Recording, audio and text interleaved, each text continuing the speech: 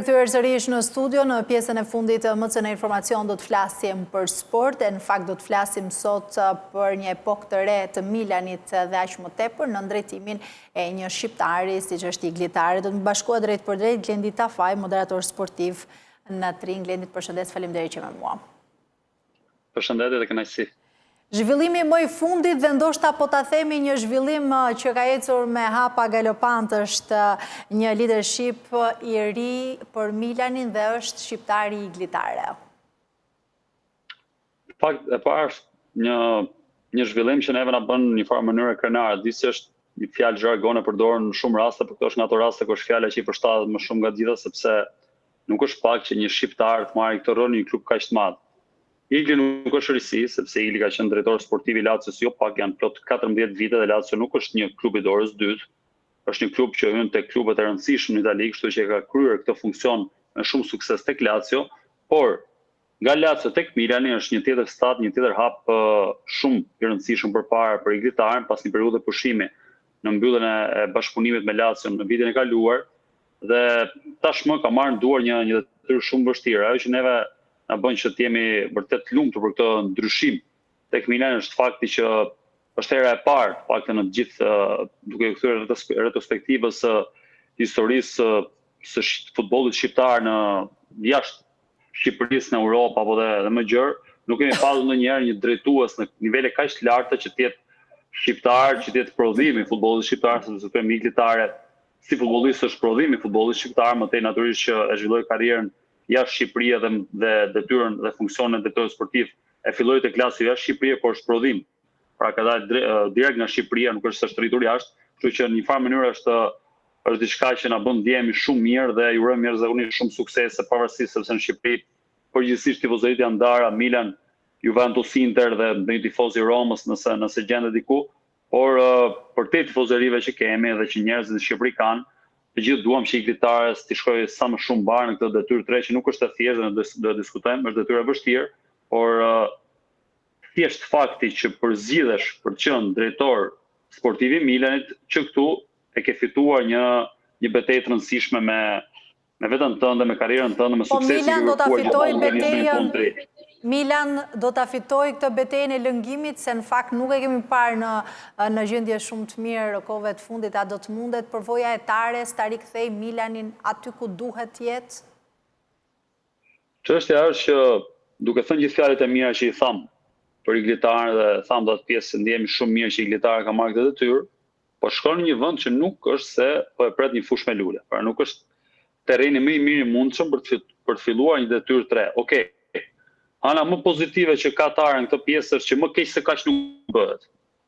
Pra, më keq se ç'bën drejtues përpara, flas për Ibrahimovic, për Furlani që është drejtori i përgjithshëm ose krau i djathtë që Geoffrey Moncada, më keq se ç'u bë këtë vit nuk bëhet. Megjithatë, presioni është shumë i madh, sepse Milani pati një drejtor sportiv, po e quajmë, edhe pse Paolo Maldini zyrtarisht nuk ishte rolin e drejtorit sportiv, po kishte rolin e drejtorit teknik, por ishte ai që merrte vendimet së bashku me Masarën dhe në drejtimin e Maldinit që gjithë dinë se çfarë emri të madh ka Maldini, jo vetëm futbollin italian, por edhe në nivelin e përfaqësuesve italianë, por edhe më gjerë, për shkak të emrit të jashtëzakonshëm që ka vendosur, arriti të fitonte një titull kampion, kur Milani vinte pas një periudhe goxha të gjatë që nuk fitonte një titull pra nga 2011 deri në 2022, që mos gaboj kur e fitoi Milani titull kampion, pra ishte një periudhë shumë e gjatë dhe shkoi edhe në gjysmëfinale të Champions League-s.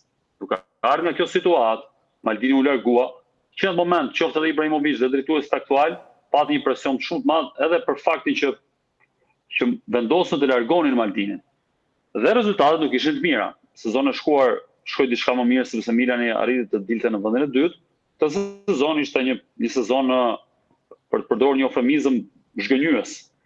Ndërkohë që tani me Iglitaren pritet që diçka të përmirësohet.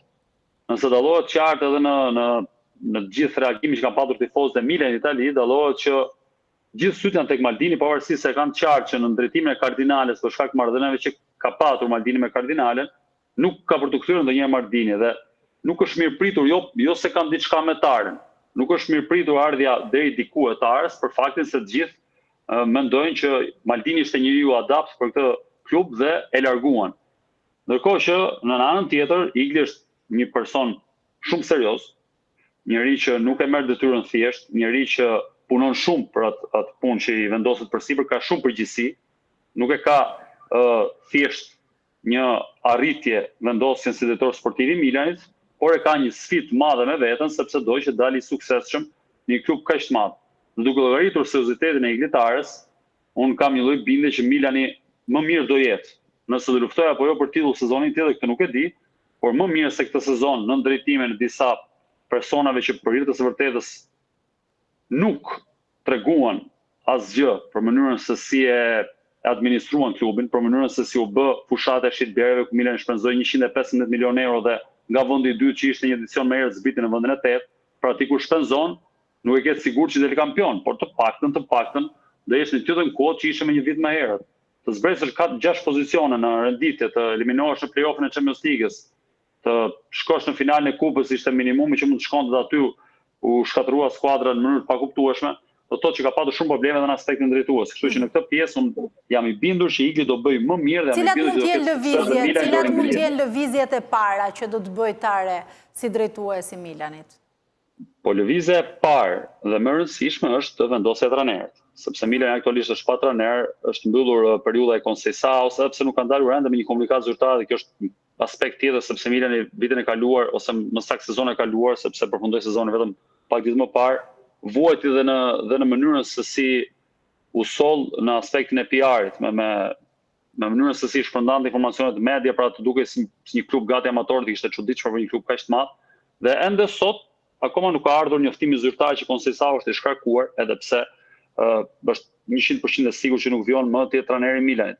Se Milani bëri edhe një cirk tjetër kur ishte Fonseca, që trajnerin që ishte në atë kohë Fonseca nxorri në konferencë për mediat, ndërkohë që kishte shkarkuar, pra ishte diçka shumë e çuditshme, i shkarkuar dhe dilte në konferencë dhe mëtej i njoftuan që nuk do vazhdosh më gjithçka tjetër. Kështu që nuk funksionoi edhe në këtë aspekt Milani. Edhe tani nuk është shpallur zyrtarisht shkarkimi Conceiçaos, por është e sigurt. Kështu që gjëja e parë që duhet bëj Iglitar është përzgjedhja e trajnerit të ri. Puna ka filluar. Ili ka filluar punë që ditën e parë, që ditën e djeshme, që ishte dita e parë e punës në zyrat e Milanit, në Casa Milan.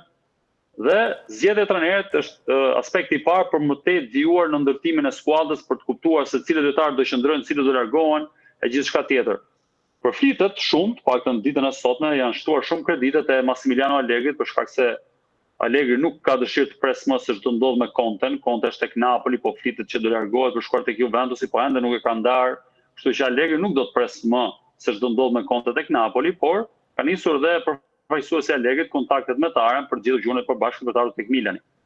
Thiago Motta ishte trajner i Juves, ka qenë në sken, po ashtu dhe Mancini, dhe ai ishte trajner i Inter, ndër të tjerë përfaqësuesi i Italisë dhe Manchester City, kështu që ka patur disa opsione, por opsioni më i prekshëm për ditën e sotme është ai Massimiliano Allegri, që do të ishte një rikthim sepse Allegri ka qenë tek Milani deri në vitin 2014. Kështu që bëhet zgjedhja e trajnerit dhe më tej sigurisht që pas zgjedhjes së trajnerit vjen edhe një farë mënyre lista e lojtarëve që do të merren, edhe çdo individ që do të qëndrojë, individët që duhet largohen, është trajneri që bashkëpunon me drejtorin sportiv. Ajo që është e rëndësishme është që drejtori sportiv ka autoritet plot për të vendosur për merkaton. Të paktën kështu është përfolur nga media italiane, pra është Iglitare që do të vendosë plotësisht për merkaton, është ai që ka marrë në dorë situatën, dhe ai do të marrë përgjegjësinë në fund, por të paktën nuk do të ketë ndërhyrje. Urojmë që të vazhdojnë kështu. Edhe diçka të fundit, a mendon se do të ndjek tjetër strategji nga sa ka ndjekur me Lacion, tani Tare me Milanin? Është drejt normalisht, sepse ndryshon në niveli i klubeve. Lazio ishte një klub ku Tare bëri jashtëzakonisht mirë. Unë do të përmend 3 emra që Lazio ka shumë, po 3 emra që vërtet qëndruan për vitesh dhe Lazio i sollën trofe. Dhe nuk është e thjeshtë fitosh trofet e Lazios, sepse buxheti i Lazios është i limituar. Presidenti i Lazios, nëse përdor një jargon popullor, nuk e nxjerr 100 lekëshin, kështu që ka shumë vështirë të shpenzojë para. Dhe arriti të fitonte trofe. Milinkovic Savic, Luis Alberto dhe Ciro Immobile ishin afrimet të Iglitares. Simone Inzaghi sot është trajner që është në finalen e Champions League-s, ishte një trajner që Tare përzgjodhi për të qenë trajner i Lazios, kështu që ka shumë intuit. Më tej ndryshimi është që Lazio nuk ka shumë buxhet dhe Tare u desh që të bënte shumë akrobacira për të gjetur një skuadër që të ishte konkurruese. Tek Milani buxheti është pak më i rëndësishëm, Tare do ketë më shumë shanse të lëviz, por presioni tek Milani është shumë më i madh. Tek Milani kërkon të fitosh sa më shpejt. Tek Lazio mund të falet në një rrëshqitje. tek Milani nuk falet, lojtare tha më drejt që ne kërkojmë fitojmë sa më shpejt. Milani nuk i duron shumë disfatë. E qartë. Mirë Klendi, faleminderit shumë që ishe në këtë komunikim të drejtë për drejtë, kënaqësi. Faleminderit juve.